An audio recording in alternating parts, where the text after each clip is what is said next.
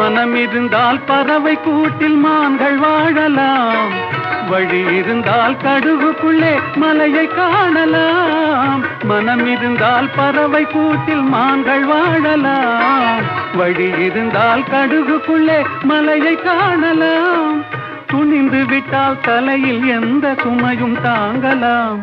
குணம் குணம் அது கோவிலாகலாம், மனிதன் என்பவன் தெய்வமாகலாம்.